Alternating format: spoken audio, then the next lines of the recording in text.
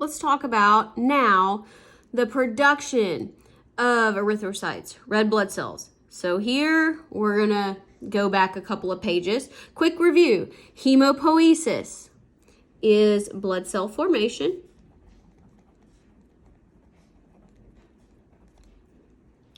It occurs in the red bone marrow. And red bone marrow in adults is found in the proximal epiphyses of the humerus and the femur. So proximal epiphysis, that means the end of the bone closer to the trunk. So on the humerus, that's going to be the arm. So it's going to be in the shoulder. On the femur, that's the leg where it attaches to the trunk. So that's going to be in the hip. So shoulder, hip. And also in the pelvic bones. So again, think hips. And the sternum there in the chest. All right, turn the page. So there's really, not a whole lot of places in the body for this to happen. Okay, if you're turning the page and you're going, oh, there's a lot of blank space here. Yes, there is. It's going to be all right, though. So within this red bone marrow, you've also got some macrophages, fat cells, and the stuff is going to be immature blood cells.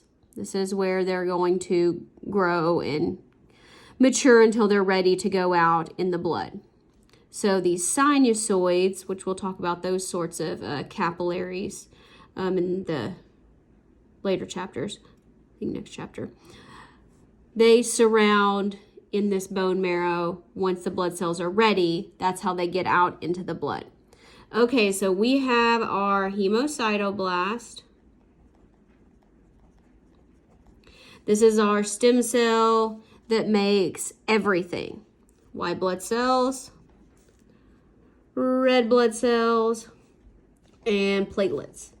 So we are going to only talk about red blood cells right now. So making red blood cells is a fairly long process. So we're going to write it down, and then I'm going to show you the diagram, and we'll go through it again.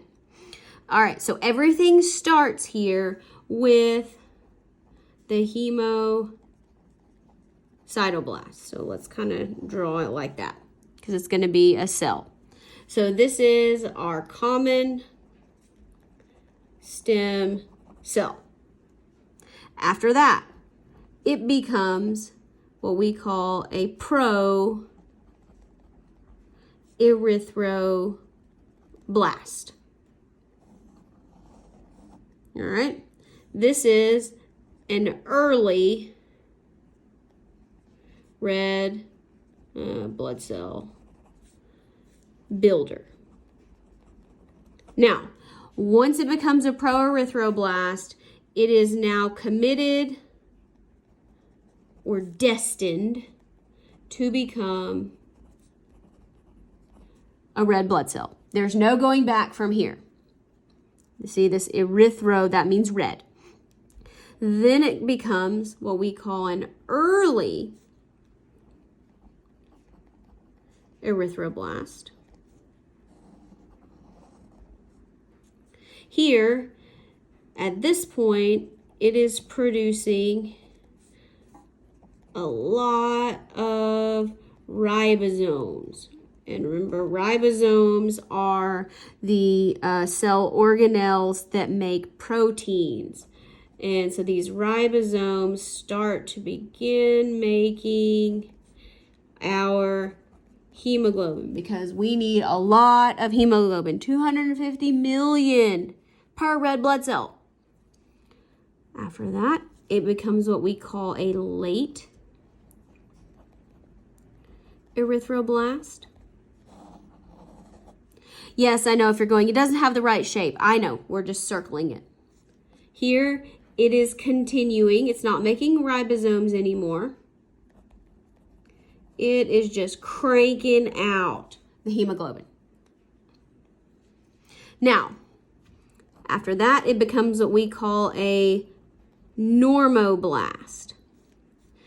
Okay. At this point, it ejects the nucleus. So that sounds fun and graphic. And it collapses. The cell collapses to form that biconcave shape we talked about earlier. So here's what happens. We have our cell, and it kind of looks like this kidney kind of thing. Here's our nucleus, and it says bye-bye. Shoots out the nucleus. Without the nucleus, then it's going to flatten out to become that biconcave disc.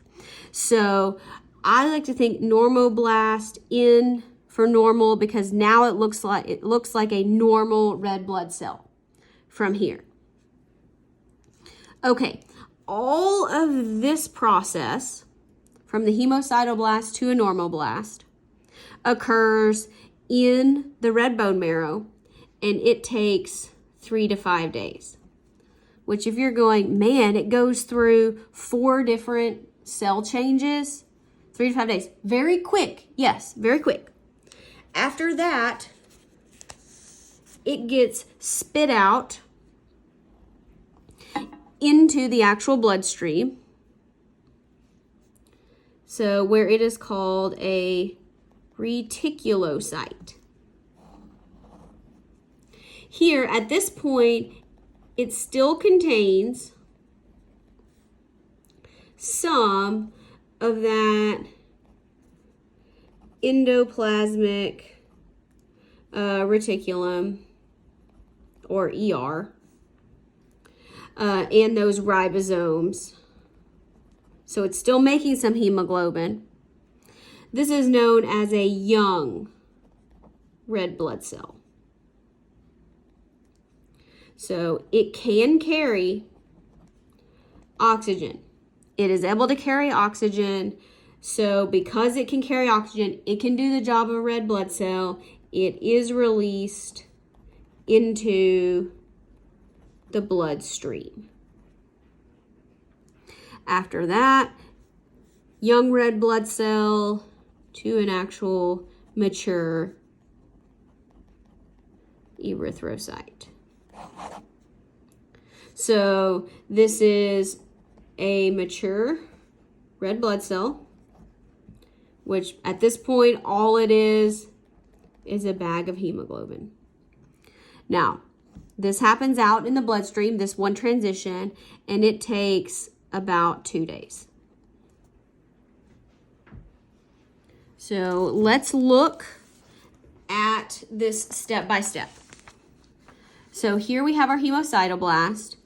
It goes this way, myeloid stem cell, all the way over here.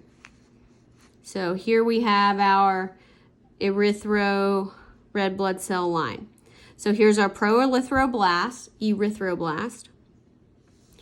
early erythroblast. So you can see how as we go through these, it looks more and more like a red blood cell.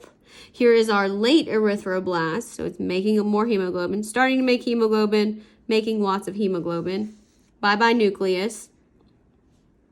Here is the reticulocyte, so you can see how it's still got a little bit of those ribosomes in there to keep making hemoglobin, and then those go away and it forms that traditional mature donut shape.